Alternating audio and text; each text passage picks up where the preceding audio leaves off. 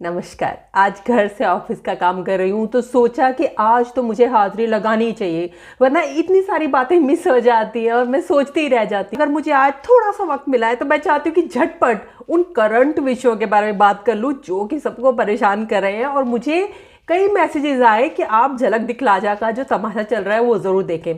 तो इस वजह से मैंने सोचा कि मैं जल्दी से आपके पास ब्रेक टाइम में आके कैचअप कर लूँ क्योंकि जो लंबी लंबी और ज़रूरी बातें हैं जो कितनी पेंडिंग हो चुकी है इस फैज़ा बेगम के बारे में, उन तक पहुंचने के लिए मुझे शायद अभी थोड़ा सा वक्त लग जाएगा, शायद 1 more week। लेकिन अगर उस दौरान मैं आपसे कोई भी बात ना कर पाऊँ तो मेरा पेट भी दुखने लग जाता है ना।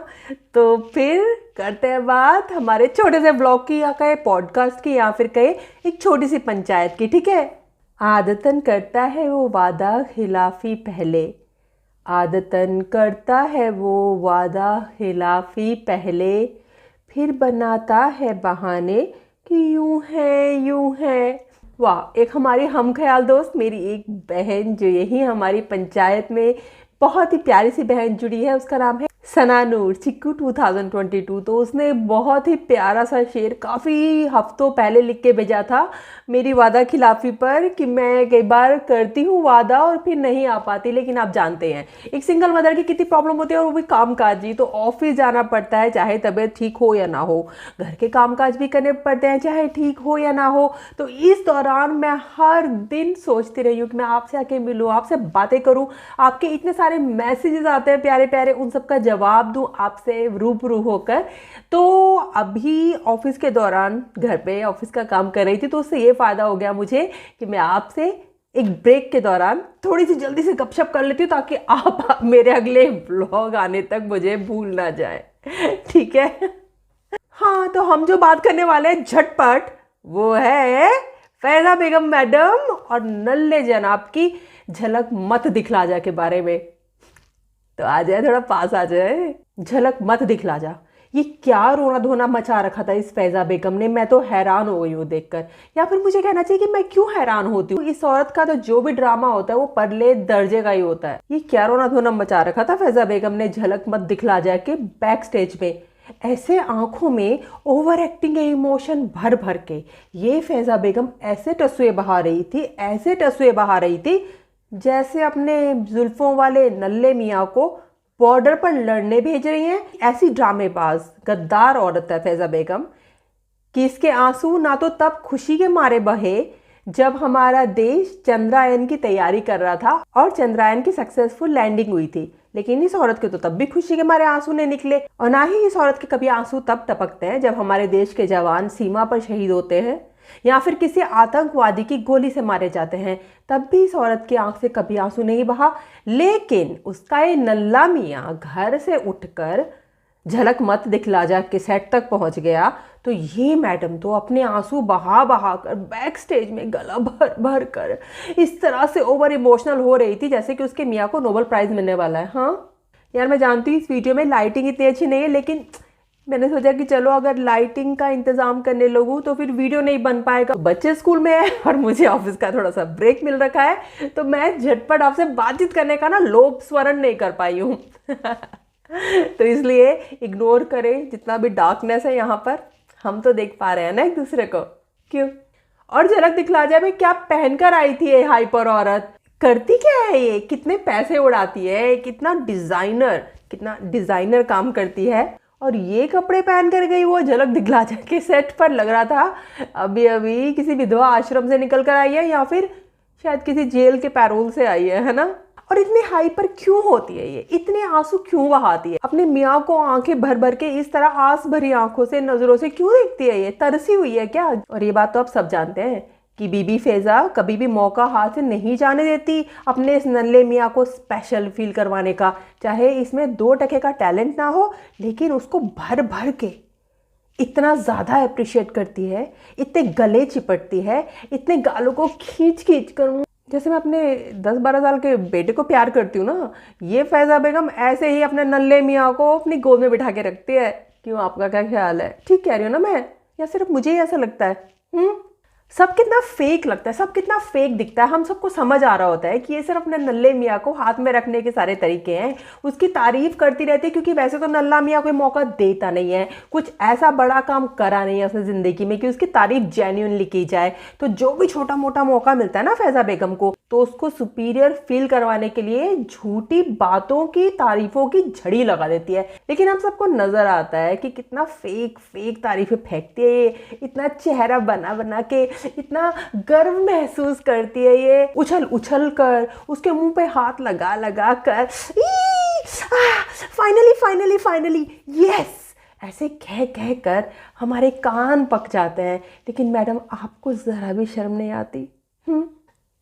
और इस मैडम के जो डायलॉग्स होते हैं ना अपने मियाँ के बारे में, उसको सुन सुन के सर पकड़ के बैठ जाते हैं हम, है ना। क्या कह रही थी बैक स्टेज कि जिस आदमी को अपने पूरे परिवार का इतना ख्याल है, जिस आदमी को अपने पूरे परिवार की खुशी का इतना ख्याल रहता है, उसको तो खुशी मिलनी ही चाहिए ना। हाँ, मतलब कि झलक दिखला जा की ट्रॉफी मिलनी चाहिए, राइट। और उसके बाद भीख मांग मांग के प्लीज़ प्लीज़ प्लीज़ उनको वोट कीजिए, प्लीज़ उनको वोट कीजिए। मैडम आपको पता है और हमें भी पता ही है कि बिना आपके बेग करे उसको वोट तो मिलने वाले नहीं है, क्योंकि टैलेंट तो उसमें, हम बोलेगा तो बोलोगे कि बोलता है, टैलेंट तो उसमें ना के बराबर भी नहीं है उस नल्ले जनाब में, सिवाय जुल्फों को झटकने के। तो उसके लिए तो मैडम को ही मोर्चा संभालना पड़ेगा ना। Please please please vote for my husband, क्योंकि वैसे तो वो जीतेगा नहीं, है ना।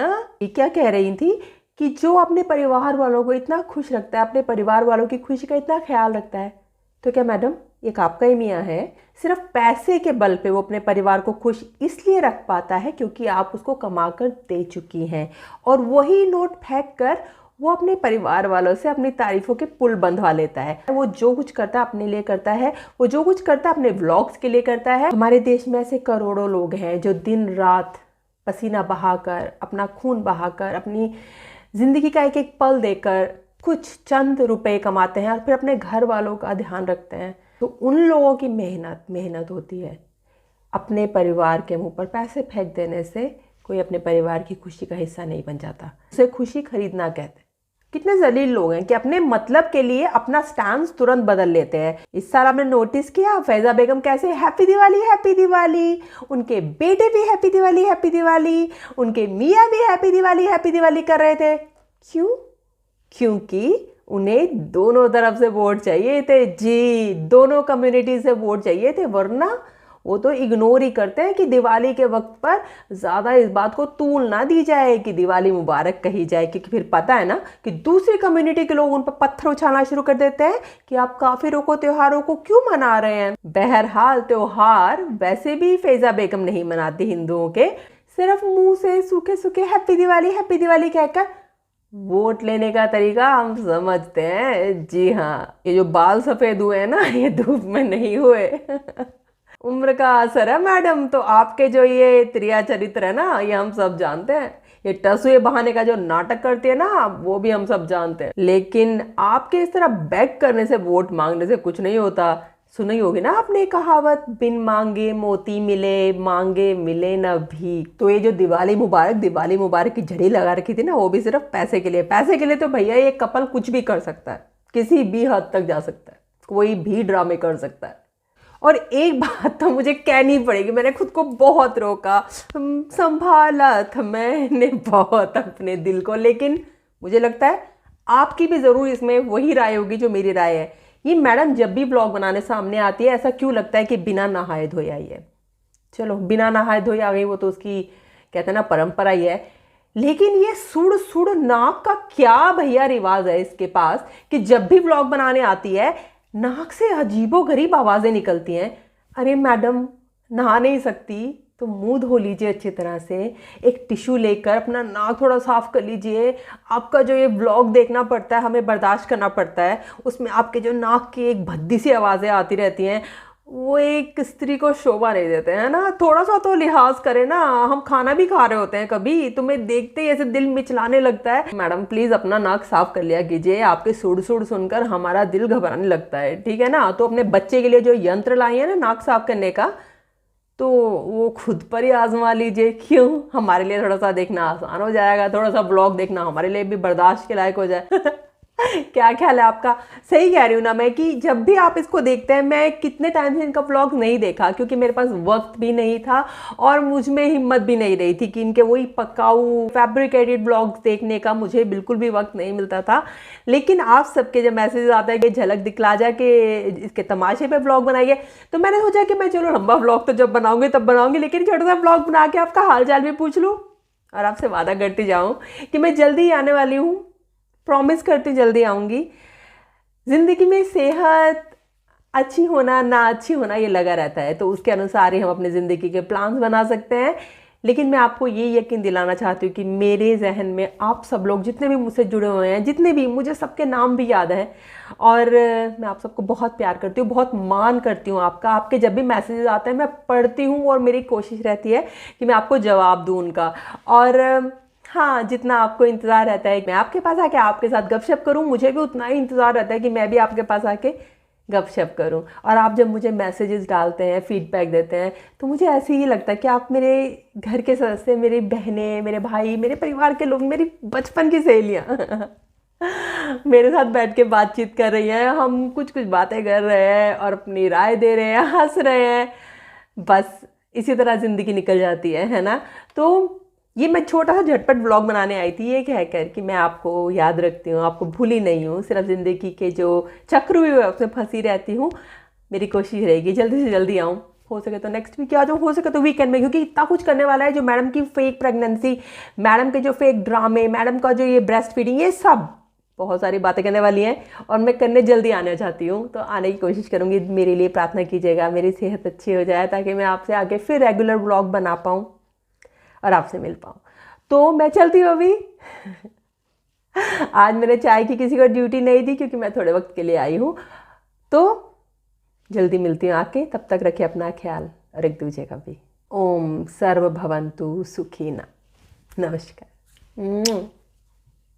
आदतन करता है वो वादा खिलाफी पहले, फिर बनाता है बहाने भी कि यूं है यूं है।